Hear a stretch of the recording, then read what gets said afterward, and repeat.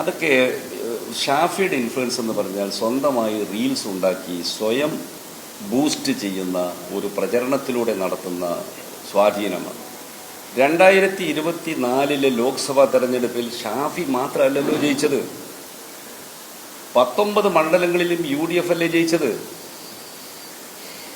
കേരളത്തിലെ മാധ്യമങ്ങളിൽ മഹാഭൂരിപക്ഷവും എപ്പോഴും വളരെ ഔത്സുക്യത്തോടെ വളരെ സ്നേഹത്തോടെ പ്രതിപാദിക്കുന്ന ശൈലജ ടീച്ചർ അവർ വളരെ മോശക്കാരിയായതുകൊണ്ടാണോ തോറ്റത്?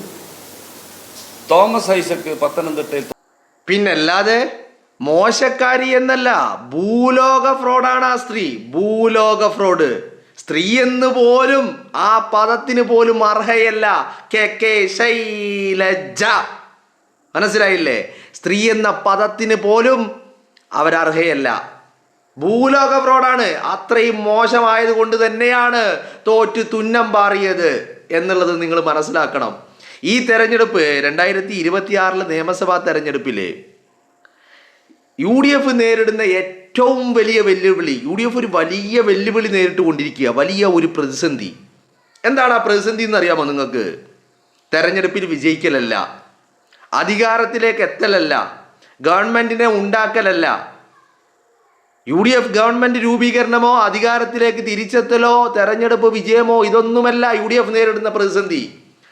സർക്കാർ രൂപീകരിച്ച് കഴിഞ്ഞിട്ടും ഈ അന്തംകമ്മി അടിമകളെ, അടിമകളെ, തീട്ടന്നക്കികളെ, നിങ്ങളല്ല ഭരിക്കുന്നത്, ഞങ്ങളാണ് ഭരിക്കുന്നത് എന്ന് പറഞ്ഞ് ബോധ്യപ്പെടുത്തലാണ് ഏറ്റവും വലിയ ബുദ്ധിമുട്ട്. മനസ്സിലായില്ലേ? ഞാനിപ്പോഴും ഇങ്ങനെ ഓർക്കാണ്. എന്താണ് 2024 ലോക്സഭാ തെരഞ്ഞെടുപ്പ്. ആ തെരഞ്ഞെടുപ്പിൽ മരുമോൻ റിയാസ് വന്നിട്ട് വടകരയിൽ ഒരു പ്രസംഗം നടത്തി.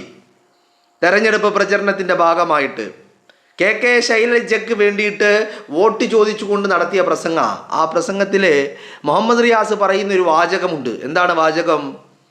UDFന് കിട്ടാവുന്ന, ഈ കേരളത്തിൽ നിന്ന് മാത്രമല്ല രാജ്യത്ത് തന്നെ കിട്ടാവുന്ന ഏറ്റവും വലിയ സ്ഥാനാർത്ഥിയാണല്ലോ രാഹുൽ ഗാന്ധി.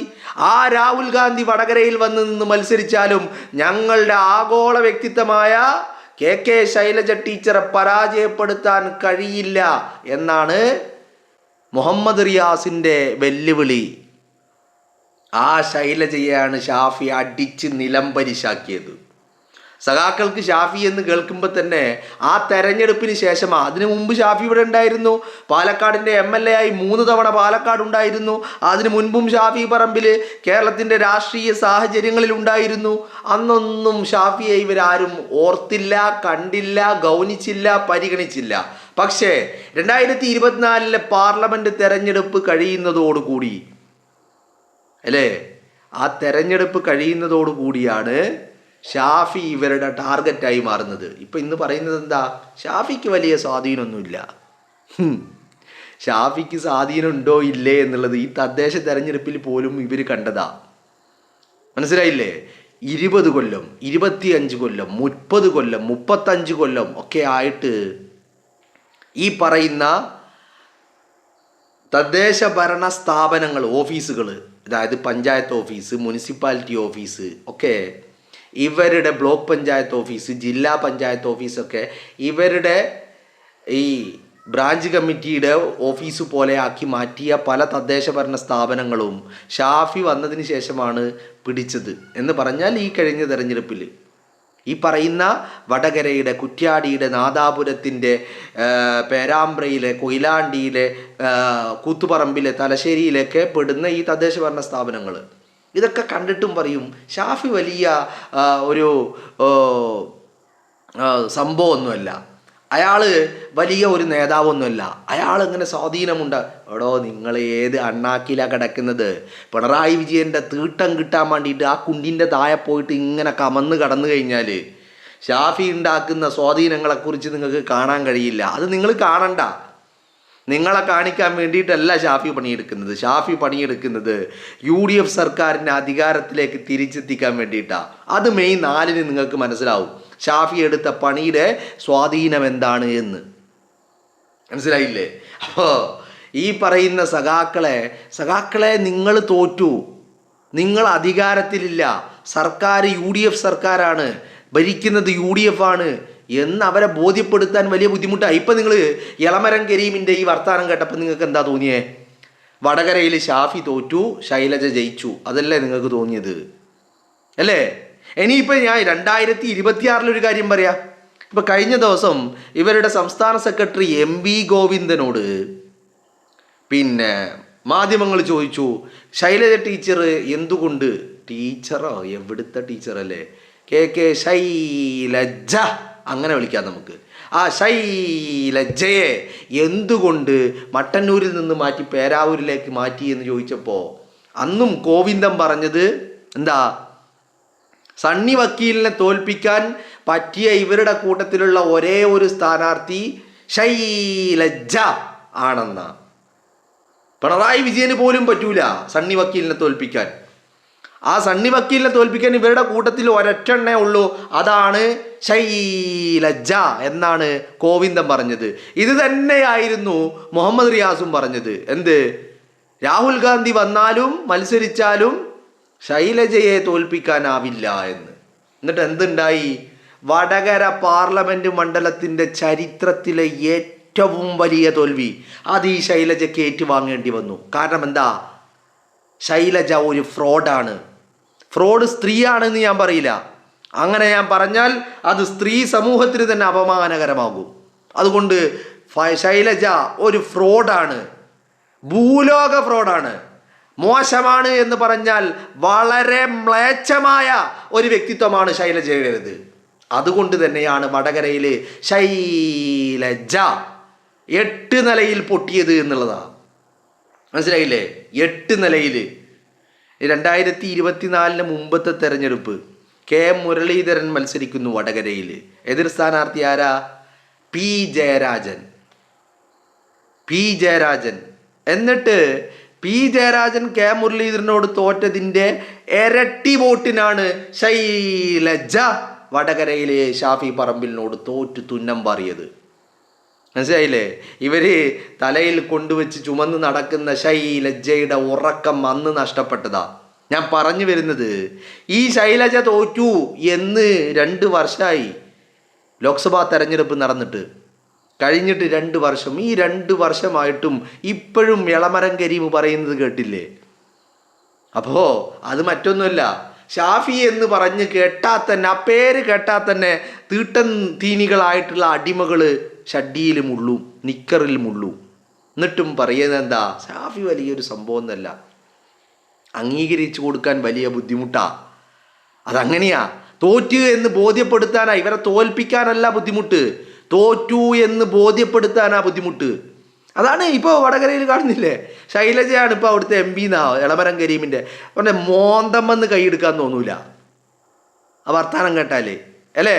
അത് തന്നെയാണ് ഇനിയിപ്പോൾ UDF നേരിടാൻ പോകുന്ന ഏറ്റവും വലിയ വെല്ലുവിളി. ഇപ്പം മന്ത്രിസഭയുണ്ടാക്കി ഭരണം തുടങ്ങിയാലും ഈ പറയുന്ന സഖാക്കളെ നിങ്ങൾ അധികാരത്തിലില്ല എന്ന് പറഞ്ഞ് ഇവരെ ബോധ്യപ്പെടുത്താൻ വലിയ ബുദ്ധിമുട്ടാണ്. സഖാക്കൾ ഒരു കാര്യം മനസ്സിലാക്കണം. എളമരം കരീം എന്താ പറയുന്നത്? ഷാഫി വലിയ സംഭവം ഒന്നല്ല, റീൽസ് ഉണ്ടാക്കിയിട്ട് സ്വാധീനമുണ്ടാക്കുക. അടോ അതൊരു ഇത് ഈ മന്ദബുദ്ധികൾ ഞാൻ പറഞ്ഞില്ലേ, ഈ തീട്ടൻ തീനികൾക്ക് ഇപ്പോഴും നേരം വെളുത്തിട്ടില്ല. ഇവർക്ക് സോഷ്യൽ മീഡിയ എന്തിനാ? അത് തെറി വിളിക്കാനാ, അധിക്ഷേപിക്കാനാ ഇവർക്ക് സോഷ്യൽ മീഡിയ എന്ന് പറയുന്നത്. അതല്ലാതെ സോഷ്യൽ മീഡിയ കൊണ്ട് എങ്ങനെ പോസിറ്റീവ് ഇമ്പാക്റ്റ് ഉണ്ടാക്കാം എന്നുള്ളത് ഇവർക്കറിയില്ല. സോഷ്യൽ മീഡിയ എന്ന് പറയുന്നത് ഒരു പ്ലാറ്റ്ഫോമാണ്. അതിലൂടെ ജനങ്ങളിലേക്ക് എത്താനുള്ള വഴി എന്താണ് എന്നുള്ളതാണ് ഷാഫി നോക്കുന്നത്. അതിനിവരെ കൊണ്ട് സാധിക്കില്ല. കാരണം എന്താ? ഇവരിട്ട് കഴിഞ്ഞാൽ ആരും കാണാനില്ല, ആരെങ്കിലും കാണാൻ വേണ്ടേ? അതുണ്ടെങ്കിലല്ലേ ഈ പറയുന്ന ആളുകൾ ഇതിട്ട് കഴിഞ്ഞാൽ ഇമ്പാക്റ്റ് ഉണ്ടാവുള്ളൂ. അല്ലാതെ റീച്ച് ഇല്ലാത്ത സോഷ്യൽ മീഡിയ ഹാൻഡിൽ കൊണ്ട് എന്തെങ്കിലും ഉപകാരമുണ്ടോ? ഒരു ഉപകാരവും ഇല്ല. അപ്പം അതാണ് പറഞ്ഞു വരുന്നത്. എന്ന് പറഞ്ഞാൽ ഇപ്പം നിങ്ങളൊന്ന് നോക്കി നോക്ക്, സോഷ്യൽ മീഡിയയിലൂടെ പണ്ട് നിങ്ങൾ ഇപ്പം സോഷ്യൽ മീഡിയയിലൂടെ എന്തൊക്കെയാണ് നടക്കുന്നത്? സോഷ്യൽ മീഡിയയിലൂടെ ബിസിനസ് നടക്കുന്നു, സോഷ്യൽ മീഡിയയിലൂടെ പഠിത്തം നടക്കുന്നു, അല്ലേ? എത്ര കോഴ്സുകളാണ് സോഷ്യൽ മീഡിയകളിലൂടെ അവയർനെസ്സുകൾ നടക്കുന്നു. എന്ന് പറഞ്ഞാൽ ഈ ലോകത്ത് തന്നെയുള്ള എല്ലാ മേഖലകളിലുമുള്ള, അത് പൊളിറ്റിക്സ് ആവട്ടെ, ബിസിനസ് ആവട്ടെ, ആരോഗ്യ മേഖലയാവട്ടെ, എഡ്യൂക്കേഷണൽ മേഖലയാവട്ടെ, വിദ്യാഭ്യാസ രംഗമാകട്ടെ, ഏതൊരു മേഖലയും സോഷ്യൽ മീഡിയ അതിൻ്റെ സാധ്യതകളെ ഉപയോഗപ്പെടുത്തുകയല്ല ചെയ്യുന്നത്. ആ രീതിയിൽ ഉപയോഗിക്കാൻ ഈ പൊട്ടന്മാർക്ക് അറിഞ്ഞൂടാ. ഈ പൊട്ടന്മാർക്ക് സോഷ്യൽ മീഡിയയിൽ എന്ത് ചെയ്യാൻ പറ്റും? തെറി വിളിക്കാൻ അറിയാം, അധിക്ഷേപിക്കാൻ അറിയാം. അത് പിന്നെ പറഞ്ഞിട്ട് കാര്യമുണ്ടോ? ഇപ്പം സോഷ്യൽ മീഡിയയിലൂടെ ബിസിനസ് നടത്തി കോടികളുടെ ടേൺ ഓവറുകൾ ഉണ്ടാക്കുന്ന എത്ര ആളുകളാണ് നമ്മുടെ മുന്നിൽ. സോഷ്യൽ മീഡിയകളിലൂടെ വലിയ രീതിയിലുള്ള എഡ്യൂക്കേഷണൽ പർപ്പസിന് വേണ്ടി സോഷ്യൽ മീഡിയയെ ഉപയോഗിക്കുന്ന എത്ര ആളുകളാണ് നമ്മുടെ മുന്നിൽ. ഹെൽത്ത് രംഗത്തുള്ള എത്ര ആളുകളാണ് സോഷ്യൽ മീഡിയയെ ഉപയോഗിക്കുന്നത്, അല്ലേ? അതുപോലെ പല മേഖലകളിൽ നിന്നുള്ള ആളുകൾ. ഇപ്പോൾ ഇവരൊക്കെ സോഷ്യൽ മീഡിയ അതൊരു പ്ലാറ്റ്ഫോമാണ്. കാരണം കാലം മാറി, ടെക്നോളജി മാറി. ഇതൊക്കെ മാറുമ്പോൾ അതിനനുസരിച്ച് സ്ട്രാറ്റജികളും മാറിക്കൊണ്ടിരിക്കും, പ്ലാറ്റ്ഫോമുകളും മാറിക്കൊണ്ടിരിക്കും, ആയുധങ്ങളും മാറിക്കൊണ്ടിരിക്കും. ഇപ്പോൾ അത്തരത്തിലുള്ളൊരു ആയുധമാണ് സോഷ്യൽ മീഡിയ. ആ സോഷ്യൽ മീഡിയ ഇവർക്ക് ഉപയോഗിക്കാൻ അറിയില്ലെങ്കിൽ പിന്നെ പറഞ്ഞിട്ട് കാര്യമില്ല. അതിനെ ഉപയോഗപ്പെടുത്താൻ ഇവർക്ക് സാധിക്കുന്നില്ലെങ്കിൽ പിന്നെ പറഞ്ഞിട്ട് കാര്യമില്ല. അപ്പോൾ ഇത് സോഷ്യൽ മീഡിയയിലാണെങ്കിലും അല്ലാതെയാണെങ്കിലും ഇമ്പാക്റ്റ് ഉണ്ടാക്കുന്നത് ജനമനസ്സുകളിലാണ് എന്നുള്ളതാണ്. അതുകൊണ്ട് തന്നെയാണല്ലോ നമ്മൾ ഈ സോഷ്യൽ മീഡിയ ഇൻഫ്ലുവൻസർ എന്നാണല്ലോ വിളിക്കുന്നത്. എന്ന് പറഞ്ഞാൽ സ്വാധീനിക്കുന്ന വ്യക്തി, അല്ലേ? എന്ന് പറഞ്ഞ് ഈ സോഷ്യൽ മീഡിയയിലാണെങ്കിലും ഇനി അല്ലാതെയാണെങ്കിലും സ്വാധീനിക്കുന്ന ആരെയാ? വല്ല പോത്തിനെയും ആനയെയുമാണോ സ്വാധീനിക്കുന്നത്? അല്ലല്ലോ, സ്വാധീനിക്കുന്നത് മനുഷ്യനെയാണ്. ആ സ്വാധീനം ചലനം ഉണ്ടാക്കാൻ കഴിയാത്ത പോങ്ങന്മാരായിട്ട് ഇവറ്റകൾ മാറി എന്നുള്ളതേ ഉള്ളൂ. ഇപ്പം ഞാൻ പറഞ്ഞു വരുന്നത്, ഈ തെരഞ്ഞെടുപ്പ് കഴിയുമ്പോൾ UDF വലിയ ഒരു പ്രതിസന്ധിയിലേക്ക് പോവുക. ആ പ്രതിസന്ധി എന്ന് പറയുന്നത് ഈ അന്തംകമ്മി അടിമകളെ നിങ്ങൾ തോറ്റു കഴിഞ്ഞിരിക്കുന്നു എന്ന് അവരെ പറഞ്ഞ് ബോധ്യപ്പെടുത്തലാണ് ഏറ്റവും വലിയ വെല്ലുവിളി എന്ന് പറയുന്നത്. അപ്പോഴും ഇവറ്റകൾ പറയും, കേരളത്തിൻ്റെ മുഖ്യമന്ത്രി ഇപ്പോഴും പിണറായി വിജയനാണ്, ഞങ്ങളുടെ ക്യാപ്റ്റനാണ്, ഞങ്ങളുടെ കപ്പിത്താനാണ്, ഞങ്ങളുടെ ആനയാണ്, ഞങ്ങളുടെ ചേനയാണ് എന്നൊക്കെ ഇവർ പിന്നെയും പറഞ്ഞുകൊണ്ടിരിക്കും. അതാ ഞാൻ പറഞ്ഞത്, UDF നേരിടാൻ പോകുന്ന ഏറ്റവും വലിയ പ്രതിസന്ധി. ഇപ്പം നിങ്ങൾ നോക്കൂ, പാർലമെൻറ്റ് തെരഞ്ഞെടുപ്പ് കഴിഞ്ഞ് 2 കൊല്ലം കഴിഞ്ഞ്. അപ്പോൾ എളമരം കരീം ചോദിക്കുന്നത് ശൈലജ മോശമായതുകൊണ്ടാണോ എന്ന്. എളമരം കരീമിനത് പറയാൻ അറിയാഞ്ഞിട്ടാണോ ഇനി അറിഞ്ഞിട്ട് പറയാഞ്ഞിട്ടാണോ എന്നറിയില്ല. ശൈലജ ഭൂലോക ഫ്രോഡാ. പിന്നെ പറഞ്ഞ എളമരം കരീം പറഞ്ഞ മറ്റൊരു പേരാരുടേതാ? തോമസ് ഐസക്കിൻ്റെ. അത് അതിനേക്കാളും വലിയ ഫ്രോഡാ, അല്ലേ? അത് അതിനേക്കാളും വലിയ ഫ്രോഡാ. തോമസ് ഐസക്ക് സതീശൻ്റെ മുന്നിൽ ഇമ്മ വരച്ചതാ, തോറ്റു തുന്നം പാറിയതാ. ഒരു വലിയ സംഭവം ഒന്നല്ല. നിങ്ങൾ സഖാക്കൾക്ക് വലിയ സംഭവമായിരിക്കും, മനസ്സിലായില്ലേ? ആര്? തോമസ് ഐസക്ക്. ജനത്തിന് തോന്നണ്ടേ? ജനത്തിന് അങ്ങനെ ഒരു സംഭവം ഒന്നല്ല, ഭൂലോക ഫ്രോഡാ. ഇവൻ ഫ്രോഡായ കാരണമാണ്. ഇവൻ്റെ സ്വഭാവം എന്താ? ഈ പെണ്ണുങ്ങളെ കണ്ടു കഴിഞ്ഞാൽ മൂന്നാറിലെ റിസോർട്ടിലേക്ക് പോവുക. ഇതാണ് ഇവന് അടുത്ത ഫസ്റ്റ് ചോദ്യം, അല്ലേ? സ്വപ്ന സുരേഷിനോട് അതാണല്ലോ ചോദിച്ചേ, മൂന്നാറിൽ റിസോർട്ട് എടുത്താലോ നമുക്ക്. ആര് ചോദിച്ചു? തോമസ് ഐസക്ക്. ഈ ചോദ്യം ഇവൻ്റെ ലൈഫ് ലോങ് ഇവൻ കൊണ്ടു നടക്കുന്നതാ. അത് കാരണം ആ കെട്ടിയ പെണ്ണ് ഇട്ടിട്ട് പോയത്, അല്ലേ? തോമസ് ഐസക്കിൻ്റെ ഭാര്യ ഇട്ടുപോയതല്ലേ? എന്തുകൊണ്ടാ? ഇവൻ ഫ്രോഡായതുകൊണ്ട്. അപ്പോൾ ഈ തോമസ് ഐസക്ക് എന്നൊരു സംഭവമല്ല, ഭൂലോക ഫ്രോഡാ തോമസ് ഐസക്ക്. ഇവരെ കാര്യത്തിൽ എന്താ അറിയാമോ? ഇവരെല്ലാവരും ടീച്ചറും മാഷുമാരായിരിക്കും. നിങ്ങൾ വിചാരിക്കും വല്ല ഫിസിക്സ് ടീച്ചറാണ് അല്ലെങ്കിൽ കെമിസ്ട്രിയുടെ അധ്യാപകനാണ് എന്നൊക്കെ നിങ്ങൾ കരുതും. ഒരു ഒലക്കയല്ല. ഗോവിന്ദൻ മാഷ് എങ്ങനെയാണ് മാഷ്? എന്താണ് സബ്ജക്റ്റ്? ആർക്കെങ്കിലും അറിയോ? ഗോവിന്ദന് LP സ്കൂളിലെ PT അധ്യാപകനാ. ശൈലജ എന്താണ്? അത് നിങ്ങൾ പറ. ശൈലജ എന്ത് ടീച്ചറാണെന്ന്? അപ്പോൾ ഇവർ പേരിൻ്റെ കൂടെ വലിയ ടീച്ചർ മാഷ് എന്നെല്ലാം കൊണ്ടു നടക്കും. എന്തെങ്കിലും ഉണ്ടായിട്ടാണോ?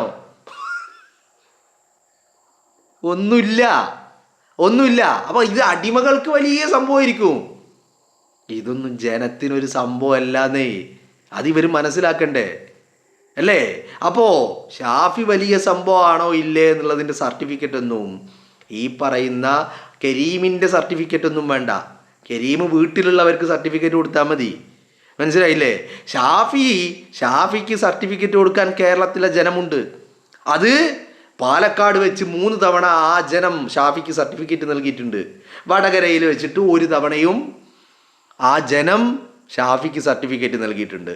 പിന്നെ ഈ തെരഞ്ഞെടുപ്പിൽ ഇപ്പം നിലവിൽ ഞാൻ സംസാരിച്ചു കൊണ്ടിരിക്കുന്ന സമയം കൊണ്ട് ഷാഫി പറമ്പിൽ കേരളത്തിലെ അറ്റ്ലീസ്റ്റ് ഒരു 80 മണ്ഡലമെങ്കിലും, എൻ്റെ കണക്ക് പ്രകാരം ഒരു 80 മണ്ഡലമെങ്കിലും ഷാഫി പറമ്പിൽ കവർ ചെയ്തിട്ടുണ്ട്.